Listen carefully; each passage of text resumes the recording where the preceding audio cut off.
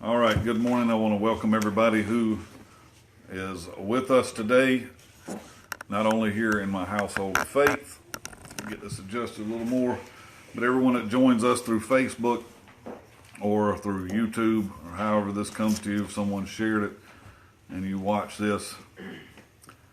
I do want you to know that what I'm going to be sharing about today is a sensitive topic for many people, and I realize the gravity of that, but I am also talking to you from my own experience. And I'm going to talk to you today about the unfathered soul, or what I also call the orphan spirit. The unfathered soul, and that's really what an orphan spirit is. It is a soul that has not been fathered. So we're going to look at, today we're going to start in Psalm 68. That's where we started last week. I began this teaching last week talking about the orphan spirit. And I know I had many hundreds of views last week on this. And I hope that you will share this because someone needs to hear this because this will change their life. It will change your life. I want you to look with me in Psalm 68 this morning. Somebody was going to read that to us. Who was that? Johnson, can you read this loud enough where people that are watching through Facebook can hear this? Psalm 68, and we were looking at verses 5 and 6. Psalm 68, verses 5 and 6. A father of the fatherless and a judge of the widows is God in his holy habitation. God setteth the solitary in families.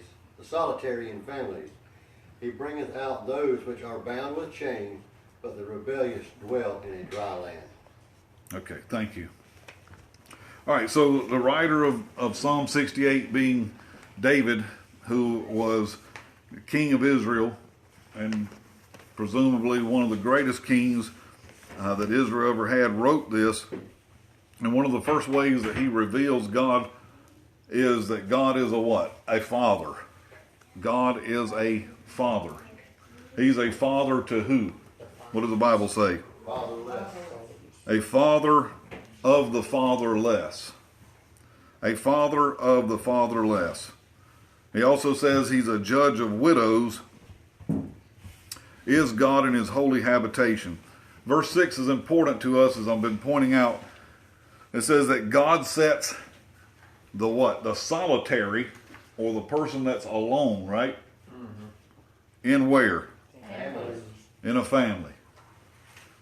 It's surprising to me in all of the ways that God could be revealed as creator, God of the universe,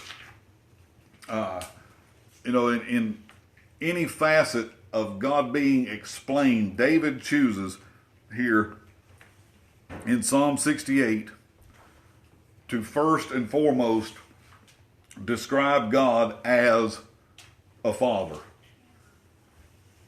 A father. And not only a father to sons and daughters, but also a father to the fatherless. Those who don't have a father. Those who may not have a relationship with a father. Those who may not know who their father is. For the most part, through the Bible, we would think that being an orphan is mentioned a lot in the Bible, but the word orphan is only used one time in the Bible. In the King James, of course, is what I'm referring to. And that's in Lamentations 5 and verse 3. Lamentation 5 and verse 3 brings a separation between someone who's fatherless and someone who is an orphan, because it mentions both words, fatherless and orphan. I'm talking to you about this because many of us have what I call an orphan spirit. Many people have an orphan spirit or an unfathered soul.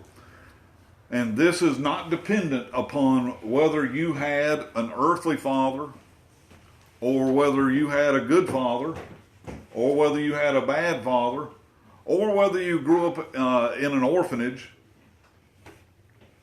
or even whether you have a perfect heavenly father.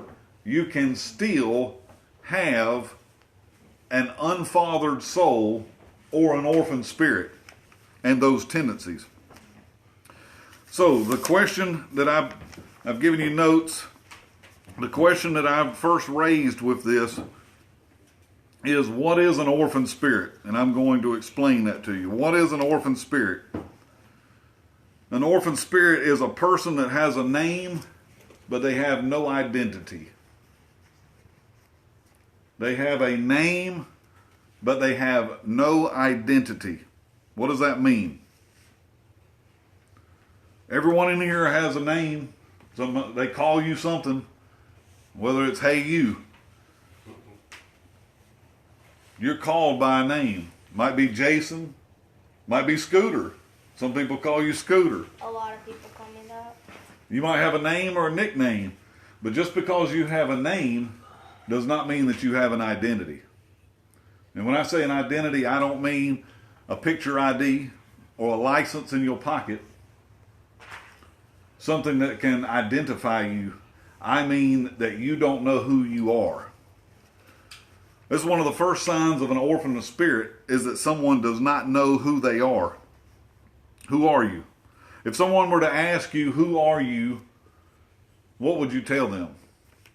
Would you tell them, well, I'm a student. I'm a Bible scholar. I'm a doctor.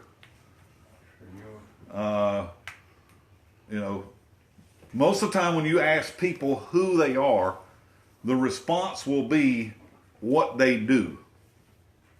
But what you do does not answer who you are. You could say, I'm a housewife, I'm a nurse, I'm a whatever. But does that really tell who you are? My spiritual father years ago asked me to do this. He said, Todd, I want you to sit down, and in a 21-word statement, I want you to tell me who you are apart from everything that you do. I would challenge you all to do the same thing. Sit down with a piece of paper, give yourself 30 minutes, hour, may take you longer, I don't know. But try to sit down and describe who you are aside from everything that you do. I had to understand that I may have been a pastor, I may be an apostle, but that does not tell you who I am. Those are just titles and terms. Let's go on. What is an orphan spirit? It's also a person that has no guidance or no understanding of who they are.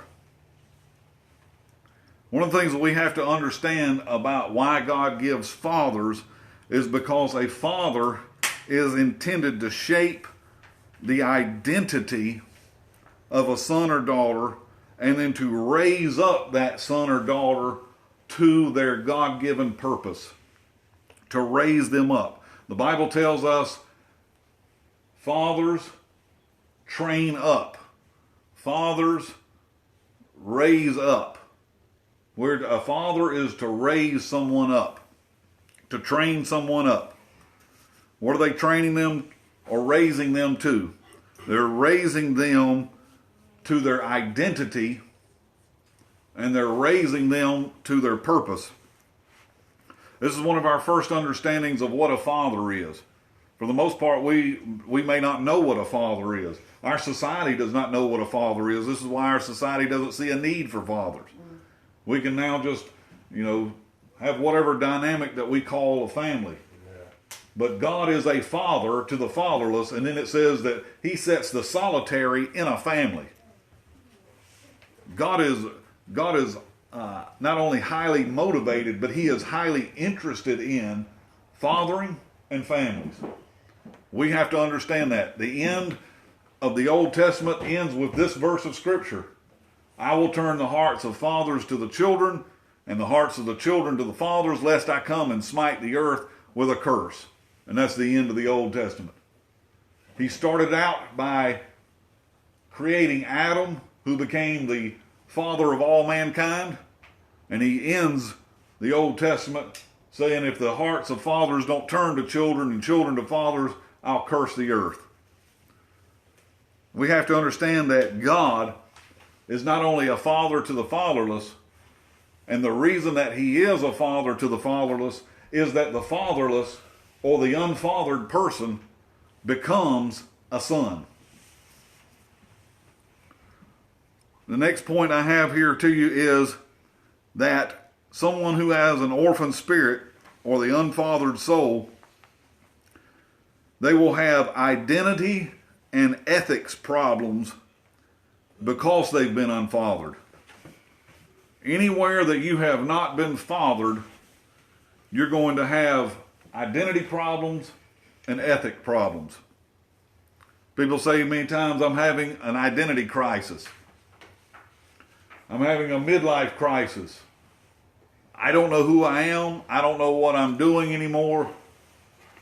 Let me tell you, when you have a father, you don't have to be concerned about having identity crisis, because as soon as a father discovers that you're having an identity crisis, he will bring you into quick correction. Boy, don't you know who you are? Don't you know what family you belong to? One of the things that we're doing here, many of you watching, you may say, well, why is he not standing on a platform? Why is he not behind a podium or a pulpit? Why is he not, preaching and, spitting into a microphone? And why is there not an organ and a praise band going on behind him? Why is there not pews and a steeple and stained glass and a church facility? Because I am building off of the paradigm of a family. When God decided that he wanted a family, this is what he did. God saw the earth was out of order, and he sowed his son into the earth that he might reap a family. God was not just looking for someone who would be a disciple. God was not just looking for someone who would be a learner. God was not just looking for someone who would follow him around and do as he does and say what he says, but he's looking for sons.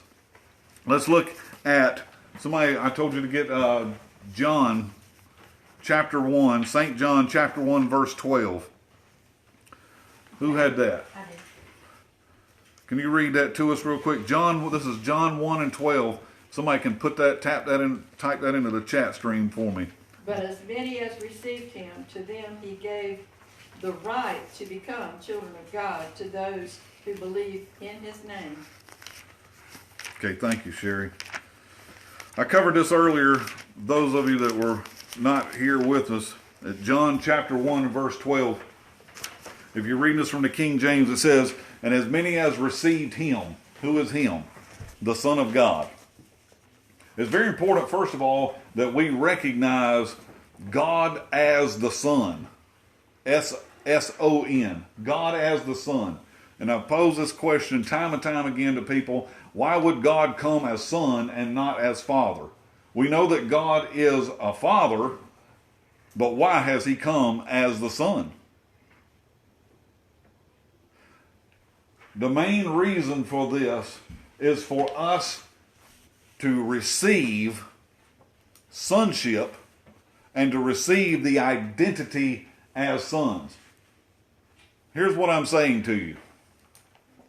My sons may know me as a father, but in order for them to see how to become a son, they're going to have to watch me as a son. Are you following me? They're not simply learning to become fathers by watching me as a father, but they have to receive sonship. He says, as many as received him, the Son, he gave them what? Power. Your New King James says the right. This isn't just a right to become a son. This is the power to become a son. And the reason that I'm emphasizing this on you is because God can give you power and you never become a son. I can give you power, but that doesn't mean that you're going to become that. Becoming that is a choice. And here's the whole turning point in all of this. Many of you think, well, I'm a son by birth. But we have to go deeper than this and begin to see why God keeps calling himself the only begotten. And it's vastly different to be born than it is to be begotten. Back in 2005, I spoke a message on fathers, bastards, and orphans. And I pulled some of these notes up from 15 years ago and found this. And I was teaching on at that time of being begotten. And the word begotten means that you are caused to become something. A father causes you to become something. A father begets a nature because a father bears a seed. You may be the seed of a father, but that does not mean that you have been begotten of a father. For many people, we have not had proper fathering. Now, you may be listening and say, well, Todd, you know, I had a good dad. I had a good father. And I talk fathering on multiple levels. We have in this room fathers, sons, adoptive sons. Many times people that have adopted children, they don't call them, well, that's my adopted child. You know, within our culture, many times we'll say, well, that's my stepson or my stepdaughter. A relationship between a father and a son or a father and a daughter does not have to be one that is biological. I made notes of this, that a father is more than one that has a biological offspring. A father is more than one who has a biological offspring. Just because you have a biological offspring does not make you a father. Let me say that again. Just because you have children does not make you a father. And just because you may have a biological father does not make you a son. And I'm going to blow your mind with that, because you would say, what? I've been their son and daughter all my life. The type of son that I'm talking to you about, and I'm talking to all of you in this room, from the oldest to the youngest, the type of sonship that I am talking to you about is that of a choice. Because ultimately, you did not choose who your mom and daddy were, right? But when you become a begotten son, you can only become a begotten son through a choice. You can be born a son, or you can be begotten as a son. And there's a vast difference according to Scripture. Let's look at, I wanted somebody to find John 14:18. Who had that? Jason, you had that? Can you read that to us? John 14:18. No, I will not abandon you as orphans. I will come to you. Okay, thank you. So Jesus here is speaking with who we call his disciples in John 14. If you're reading this from the King James, what is the New King James? Can somebody look it up in the New King James? I will not leave you orphans, I will come to you. Okay. If you're reading this from the King James Bible, it says, I will not leave you comfortless. I will come to you. Many people, when they're reading this in the context of John 14, 15, and 16, they would think that he was talking about the Holy Spirit, because he said that he was going to send a comforter. And then Jesus says, I will not leave you comfortless, But many of you said that your translation said, I will not leave you orphans. Did you just catch that? I will not leave you orphans. Read it one more time to us. No, I will not abandon you as orphans. I will come to you. I will not abandon you as orphans. I will come to you. What did the King James say? Read that to us one more time. New King James. Same thing. I will not leave you orphans. I will come to you. I will not leave you orphans. I will come to you. Let me break this down. If you're looking at your notes that I've given you, the word here properly translated is, I will not leave you fatherless. I will not leave you fatherless. For some reason in our minds we have a hard time. When we think of an orphan, we think of a little child that may have been through, Civil War or been abandoned by his parents killed, and he lives in an orphanage and he's raised, by nuns or whatever. I don't know what picture you have in your mind. But the word that appears here in the Greek is the word orphanos. And it means fatherless. Doesn't mean motherless. It means someone who's been bereaved of their father. It may have been because it could have been death. It could have been an accident. I don't know. It could have been that the father abandoned them. It could have been that the father abused them. It could have been that the father just didn't know how to father. Once again, as I tell you this, just because you think, well, I know who my earthly father is, that does not mean that you have been fathered. All right? So concerning fathers, there's one of two things are most likely have occurred. One that we're told in this day is that our society has told us we don't need fathers. If you look how most fathers are portrayed, and I've watched some of these stupid, silly shows, and some of y'all may watch them, and I'm not trying to jump on your case about it, but I could sit here and name, even these adult cartoons, Family Guy, the father's an absolute buffoon. Bart Simpson in The Simpsons, he's like one of the dumbest human beings. The kids always know better. In almost every show that you watch, how a father is betrayed or portrayed is that of some dumb old guy that's out of touch and really doesn't even know what's going on. Vastly different. Rewind to the 1950s and 60s and you see how Andy Griffith is portrayed, or Leave It to Beaver and how Dad was portrayed. Whole different image 40, 50 years ago. Now, fast forward to our day, because I'm gonna break this down to you.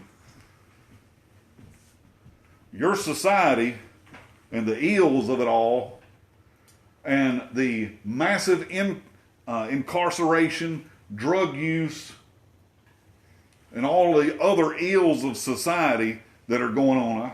I had them listed off here that were all related to the father. This is on something that's not on y'all's notes. Drug abuse, all of these in 1995. You won't hear this now, but in 1995, U.S. News and World Report reported this, that sociologists have confirmed that the absence of fathers in the past several decades in America have produced drug abuse, welfare, teenage pregnancy, high school dropout, joblessness, suicide, mental illness, sexual abuse. Well, you won't hear that in the news today. 25 years later, they will not talk about that, because now a family can be whatever you want it to be. It can be two women, two dads, one woman, or whatever. You can just make up something. Now you can just make up whatever you want to. When God created the family, He created a man and He created a woman. And He created them because they were both necessary. Oh, I know this isn't politically correct, but I could care less. God created one man and one woman. And He created them not only to be in marriage, but to raise up an offspring. And they were supposed to, God told Adam and Eve to multiply. Be fruitful and multiply. But that is not the sum total of fathering and mothering. It's just your ability to multiply. Some people have had children but did not know how to father them. I can say that from an example. I can say that from experience. I have 5 sons. When I first became a father, I didn't have a clue. Jason, I didn't know what in the world. I was scared out of my mind. I was scared out of my mind because, and April, I'm sure you can remember this, when she told me she was pregnant, I went into a zone. I went and I think I made me some coffee, and I sat down at the table and just stared at the wall for 30 minutes. And I remember she came and sat down at the table and she said, "Are you all right?" And I was like, No, I'm not. I'm not ready for this. And then I was thinking, I got to grow up now. It's kind of too late when you've already sired children to think, I got to grow up. The problem is we haven't had fathers that have caused us to grow up in the first place. Immaturity is rampant. This is why our society, everybody's offended today. Like little children. They're offended at everything because they're immature. If that hurts your feelings, I'm sorry, it's because you're immature. It's the truth of the matter. And see, a father doesn't play that game with you. A father doesn't go and just, "Oh, I'm going to pat you on your little boo-boo." No, a father says, "Get up. Come on, man, shake it off. Stop acting like that." I'm not saying that a father has to be hard or overly harsh, but a father is vastly different than a mother. And we have a society now, I'm going to just go ahead and say this, and I will say this to all you guys, and I'm not saying anything about any female in this room. But men, much of the system does not appreciate your masculinity. And we have not trained our men to be men anymore. Amen. And I'm not saying that a man has to be rough and brash and all of that. But a man has to be, number one, responsible. And he has to step up in times where he doesn't want to step up. That's why typically men were called into the draft in armies. Because we have to step up to defend the home, the family, the homeland, so forth. Let me move on. So concerning fathers, there's been things that's been communicated to you that they're not right according to the Word of God. I don't care what society says about a father. It irritates me when I see fathers betrayed as, some stupid old man. The second thing is our experiences. Our experiences with fathers, for many people, have left us frustrated. And fathers, this is where I have to talk to you. And I'm not just talking about natural fathers, I'm talking about spiritual fathers as well.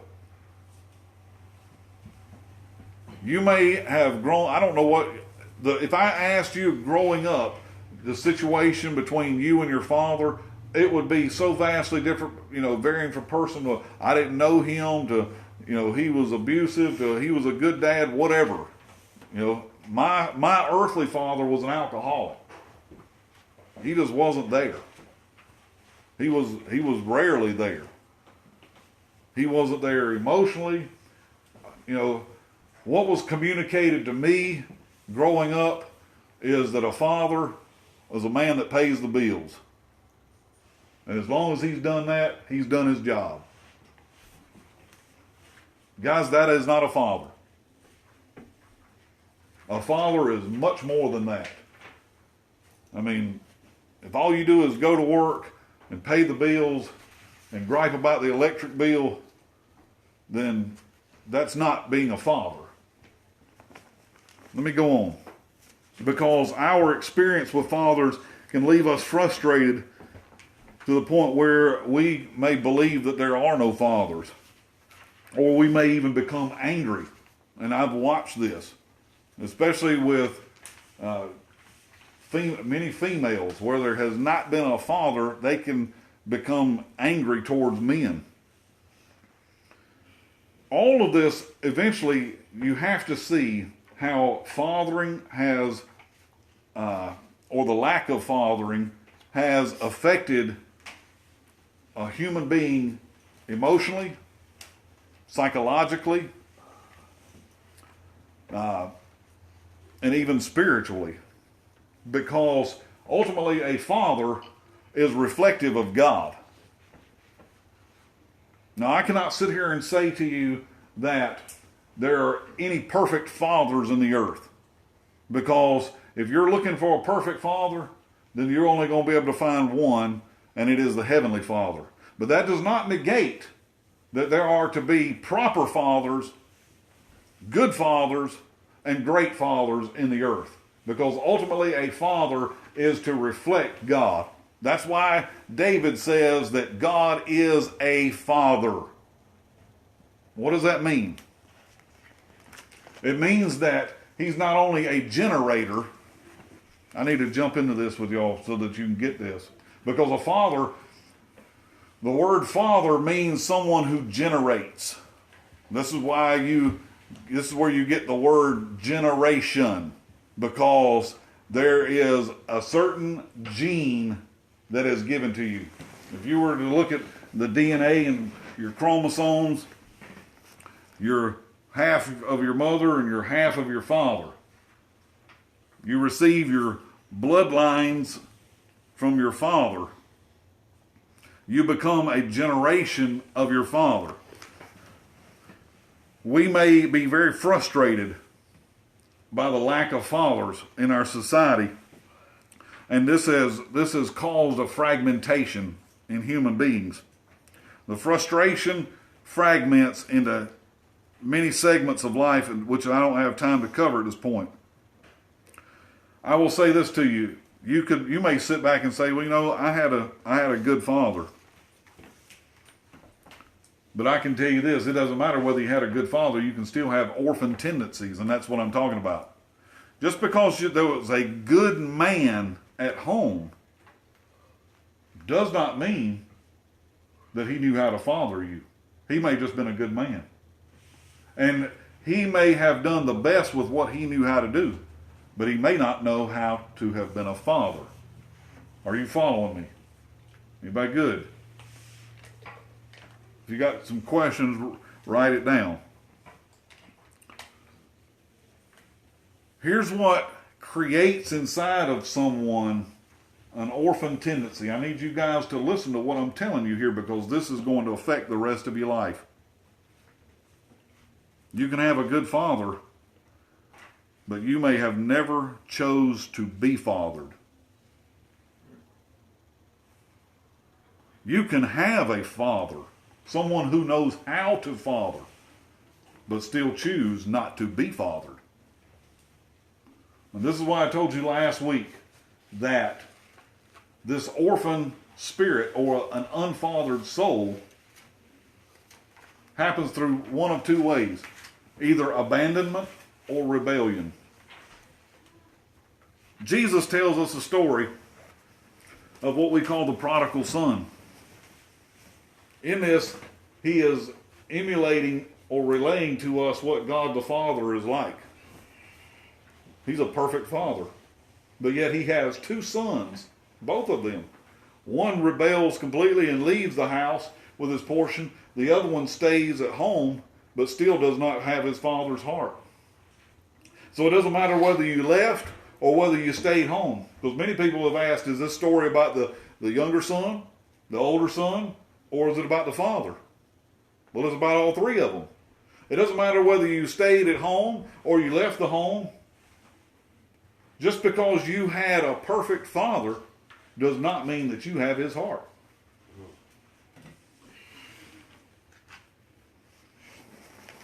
Well, got real quiet in here.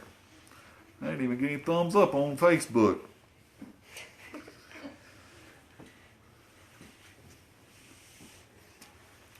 Going back here, Jesus said, I will not leave you fatherless.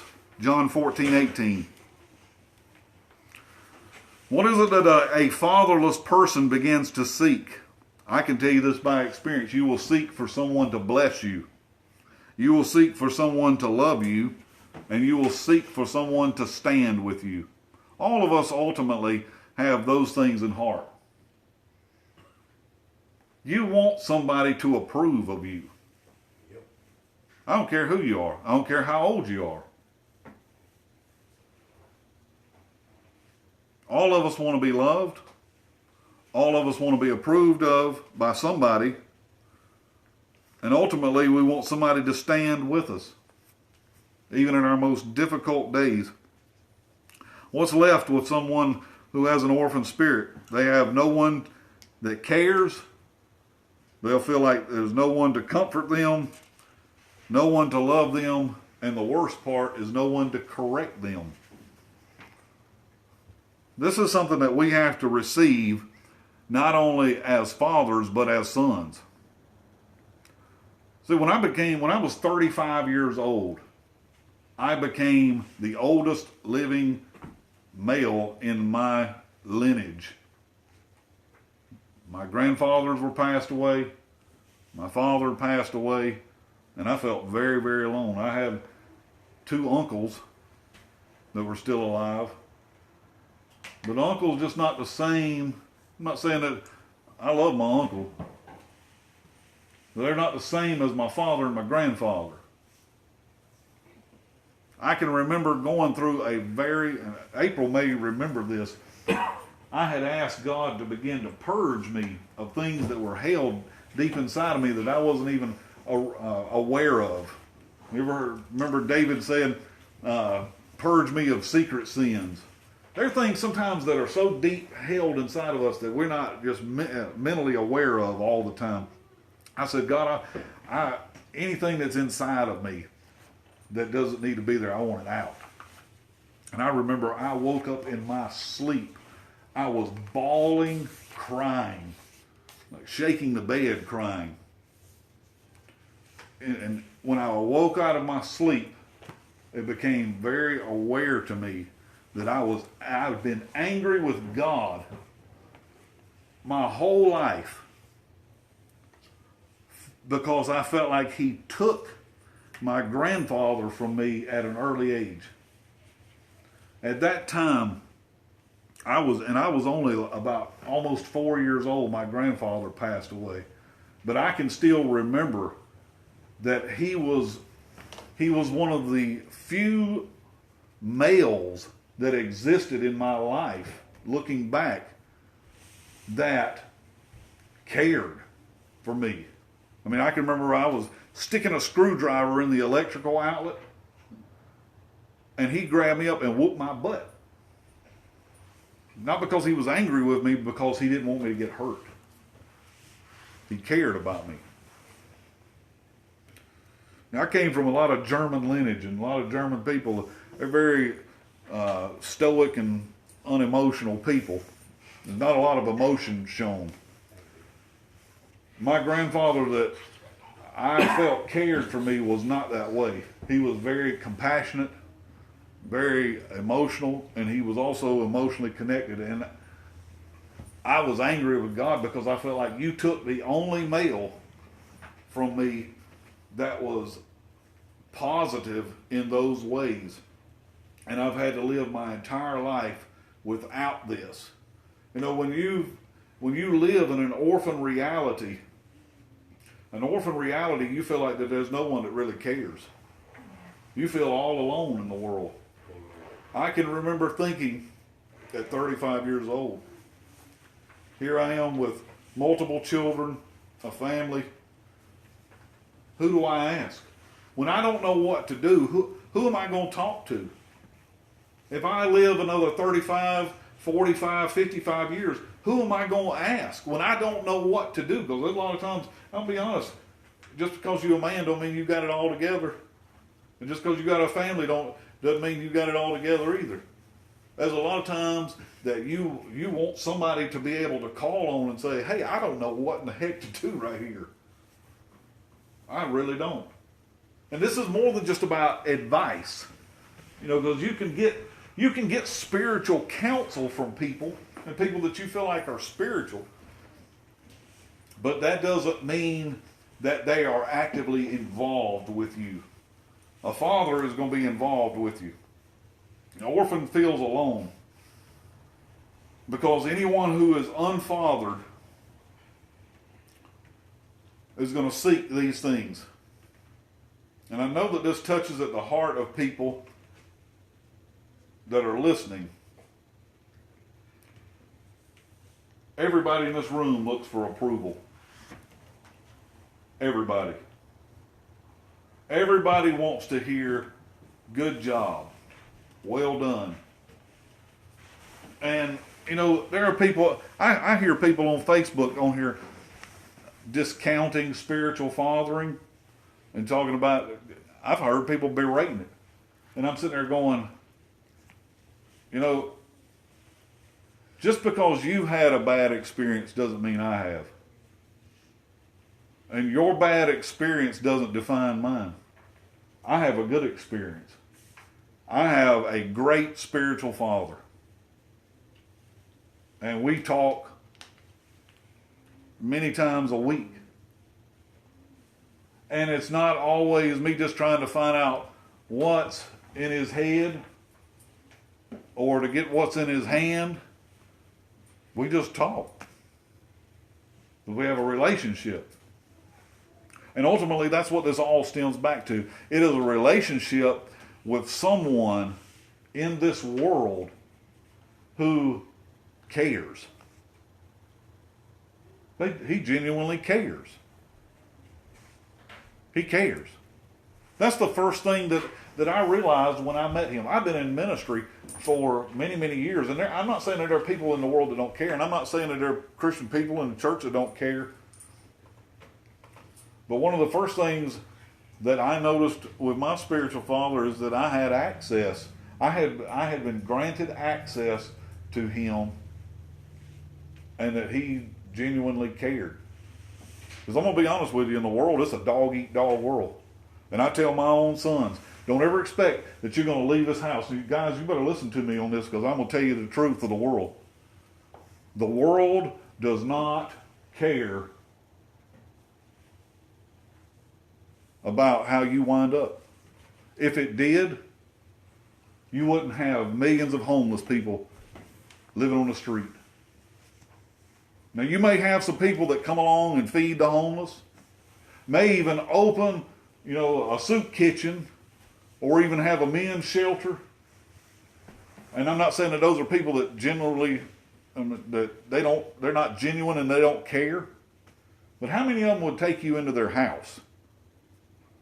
Because that's what a father does. A father will take you into his house. When nobody else cares about you, when you're on Skid Row, when you're at the worst, lowest point of your life, and you're ready to change. I'm not sitting here condoning in any way that someone make it possible for someone to continue what they're doing, but when you get ready to change, a father will receive you.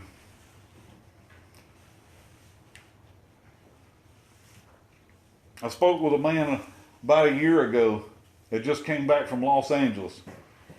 He said it's unbelievable how many homeless people live on the streets. Entire blocks of just tents. They call them like Tent City and Skid Row. He went down to minister to all these people, and he met the lady. There's been appointed by Los Angeles a lady who is over this, over the homeless population. And what they do is they go through the homeless population every day in Los Angeles, and they remove the dead people, because people just die on the street. They have to remove bodies and corpses, and they check on the homeless people. The city has had to create an entire division that's just focused on homeless people. Think about homeless. They're homeless. He said, I had an opportunity to ask her, why are there so many homeless people out here? She said, I'm going to answer your question, but you're not going to believe it. She said, over 90% of these people have no father or have no relationship with their father. She said, I've determined that because I have talked to thousands and thousands of them, and I want to know their background, where they came from. And she said, overwhelmingly, every one of them tells me they didn't have a father. She said, some of these people were bankers, so on and so forth, making six-figure salaries.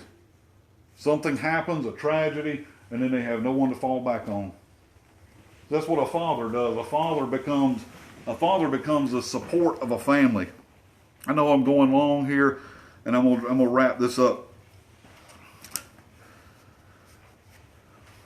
What is it that someone who is a son or a daughter has to learn here? Because we all will seek approval or affirmation or validation. Let me just say this. I understand in the ministry, it doesn't matter whether you're a minister. You know, I've got a doctorate in theology. It does not matter how long you've been in the ministry. You can still have an orphan mentality. And I know why there's so much competition between the churches. It's because they have orphan minds. This is what happens in an orphanage. Let me break this apart real quick, because I've read accounts after accounts of people who've grown up in orphanages.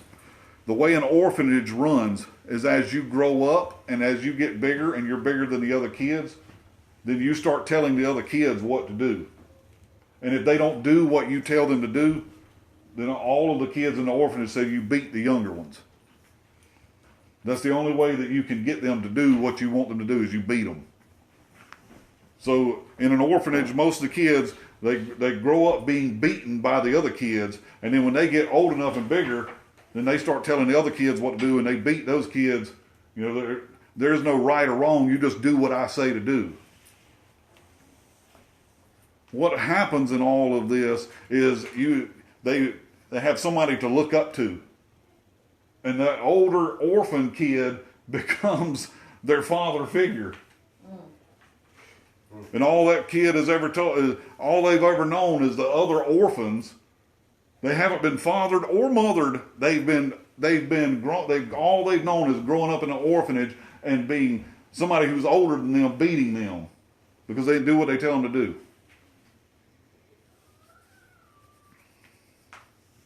That's their father figure in their mind. The church is notorious for reproducing this.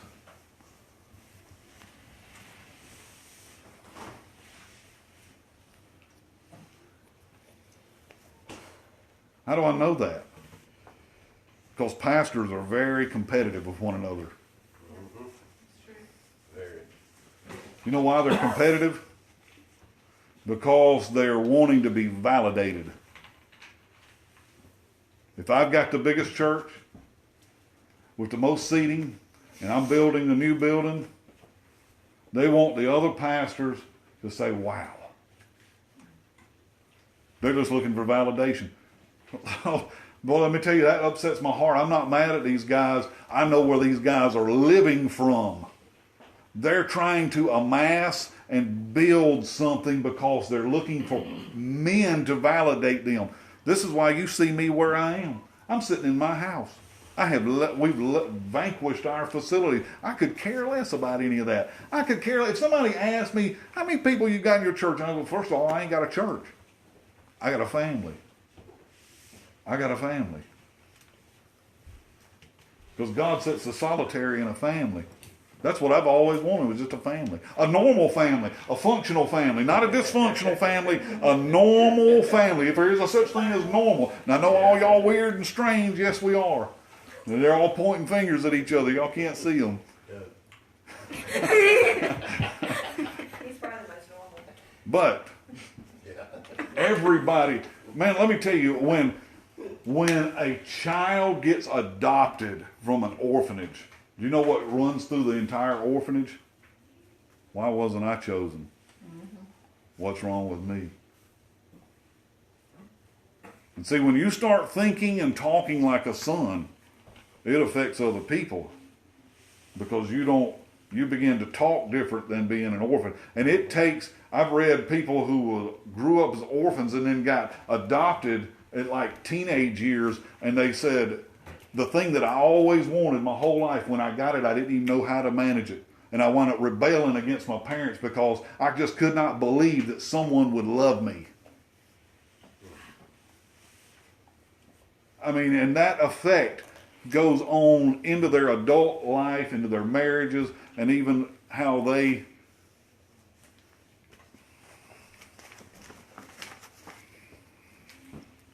and it doesn't matter whether you grew up in an orphanage. You could have grown up in a regular home and still have an orphan mentality. So let me say this and then I'll be done, all right? A son learns his position, his purpose, and his perpetuity. A fatherless person will continue to struggle with their self-worth, their self-image, and their relationships. Because ultimately they begin to seek to fulfill their emptiness. This is why we have people that have multiple sexual partners, illicit sex and relationships, so on and so forth. They will turn to anything to try to fill that emptiness. Drugs, alcohol, homosexuality, you name it. Ultimately, and I have talked with enough people who live in homosexual lifestyles, and almost every single one of them, somehow it stems back to a father. And most of them, and society ain't going to tell you this, but about 97% of people who actively live a homosexual lifestyle is because they were sexually molested by a father, an uncle. Some of them might have been by a mother. Women are not, I don't know why our society tries to act like it's only men that are sexual abusers. All you got to do is go look at the sex offenders. There's multiple women on there too. Like, wow, didn't know that. But it warps people. And the whole identity of people has been shaped by whether they've had a father. You might be sitting there thinking, well, I'll just be my own man. You're an orphan. That's what you are. I'm a self-made man. My God, you are a self-made science project that's a failure. It's going to fail.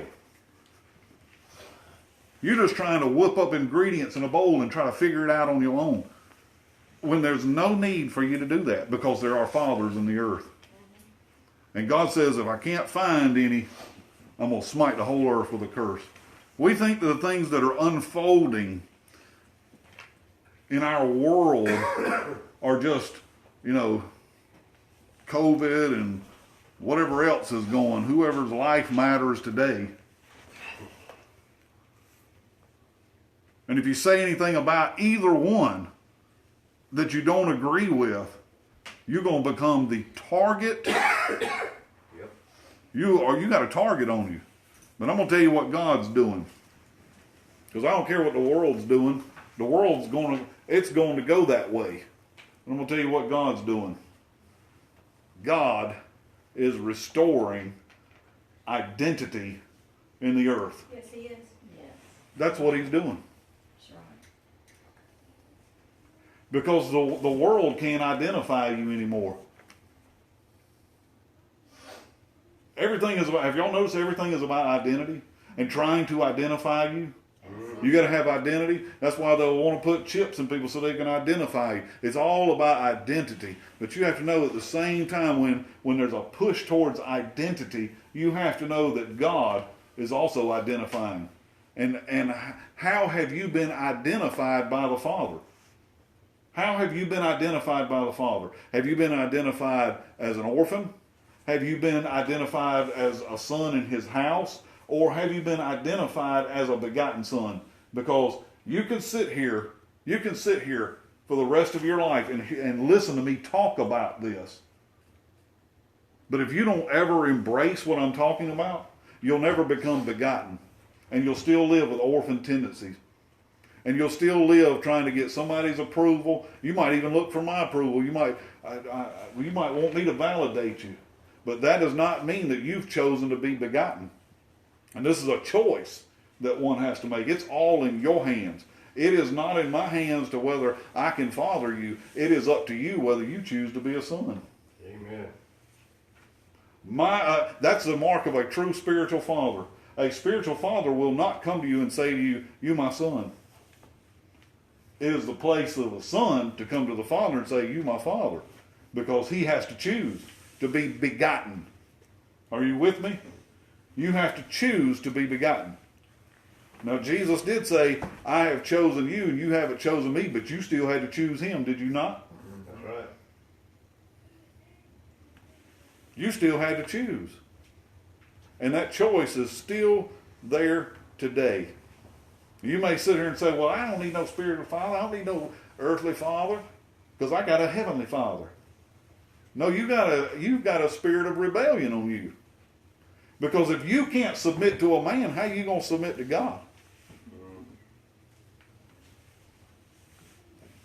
Well, my heavenly father is perfect, and ain't no man is perfect on the earth. Exactly, and neither are you.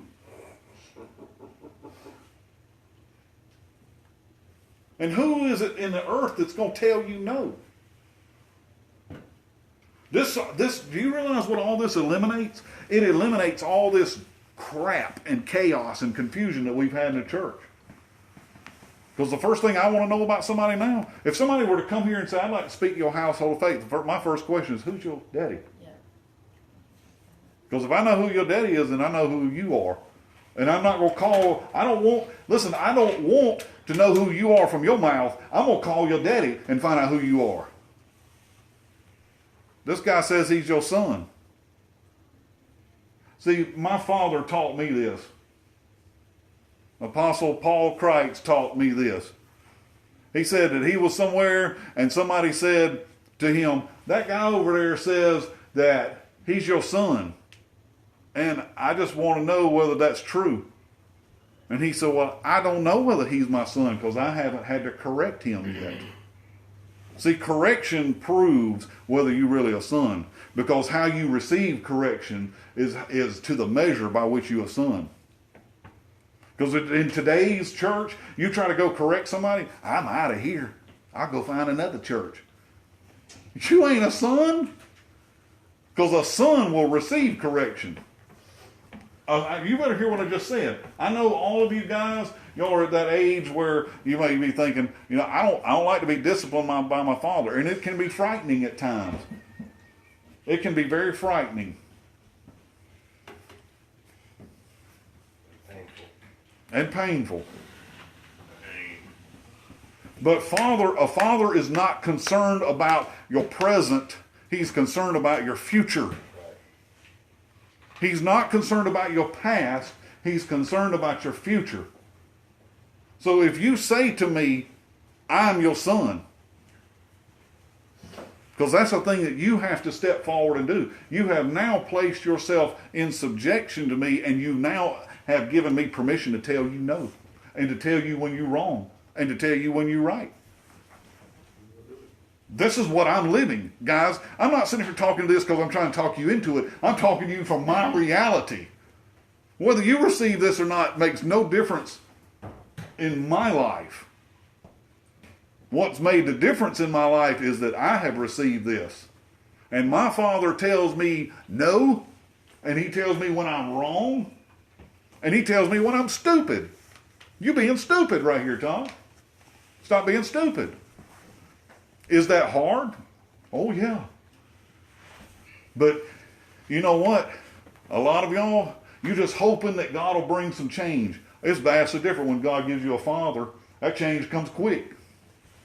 Change comes quick. You will change your mind real quick because you need somebody who's bigger than you, who's been where you haven't been, who's done what you haven't done, understands what you don't understand. And I ain't trying to convince nobody of that because I'm already convinced of it myself. That's how I live, is it not, April?